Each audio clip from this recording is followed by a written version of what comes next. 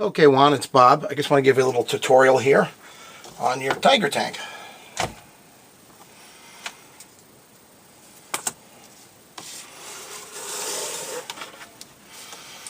To open up the tank, don't turn the turret and pull the turret off. It's not good for the ring gears or for the traverse unit.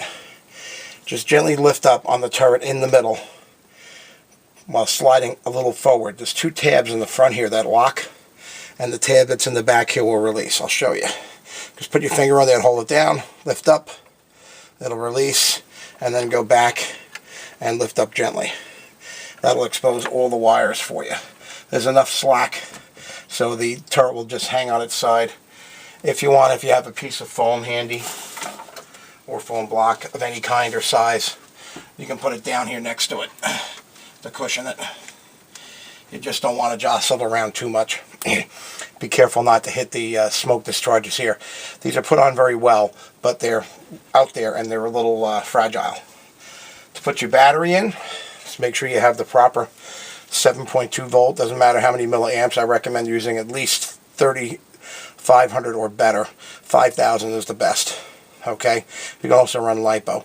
And pay attention to the orientation for positive and negative. Here's your connector. Just drop the battery in with the flat part to the front and the connector up the back. Make sure you're going red to red. I put a little red coat on here for you. Okay? You can put a little mark on your battery. This is not your battery, so that's up to you to do. And push it together. Give a little tug, make sure it's together again. It is, it's locked, and then just push the wires in themselves. That's just a little good insurance. And just tuck it down out of the way. There's plenty of room inside this tank. This battery here is for your video system. That's going to slide right in here.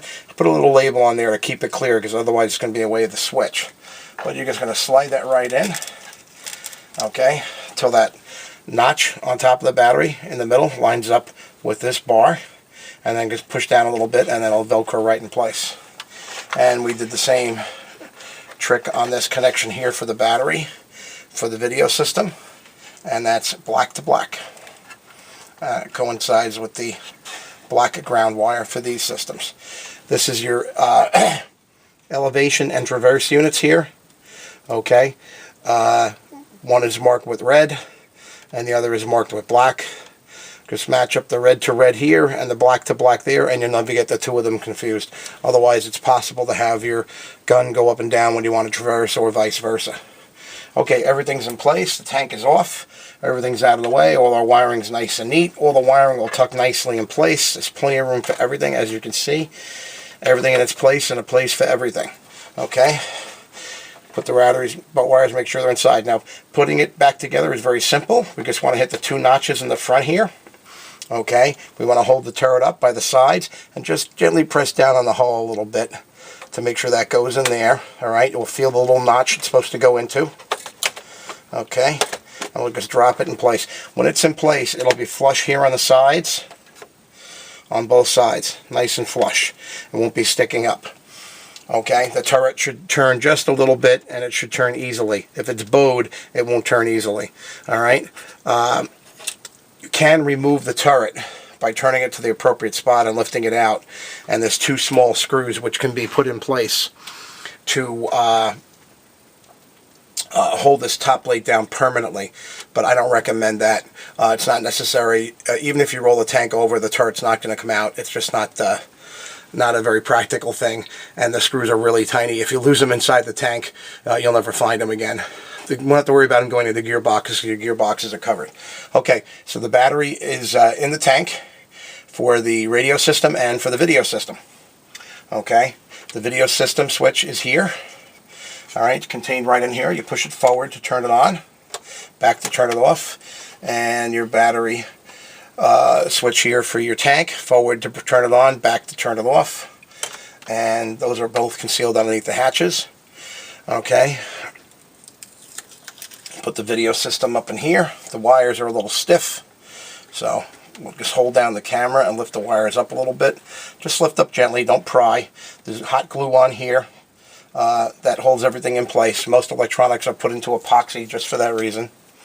Okay, let me put the Battle System Apple in here for you first. And this tape is just on here for shipping purposes, so nothing gets damaged. keep these doors from incurring any damage. This handle here can be rather fragile. Okay, you look on the Apple.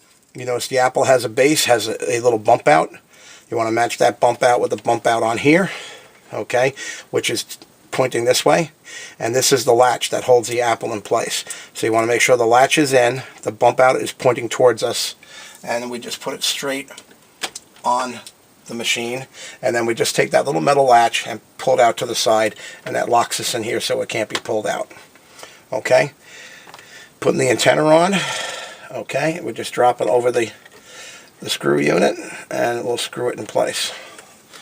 Wires are getting in the way. It only takes a turn and a half or so to get it locked in. There's no vibration issues or anything, unlike a drone where you got to put a wrench on it or any other device, so that should be fine. Okay, make sure our wires are up where they need to be. There we go.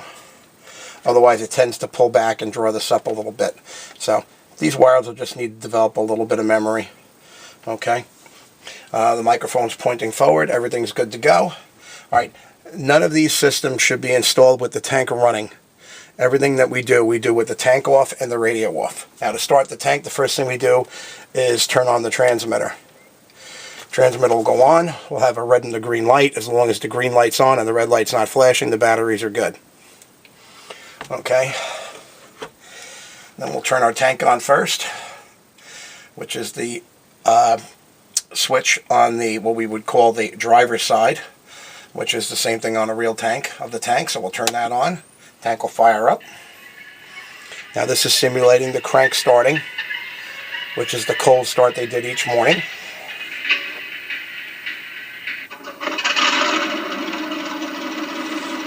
Okay, we'll close the hatch because we don't want to be turning the turret with the hatch open. Okay. Now I have it raised up off the dirt because it's already cleaned for packaging. We confirm our functions. The turret works. The gun elevates and depresses. Good. Main gun fires. Machine gun fires. We'll just do a little simple turn here.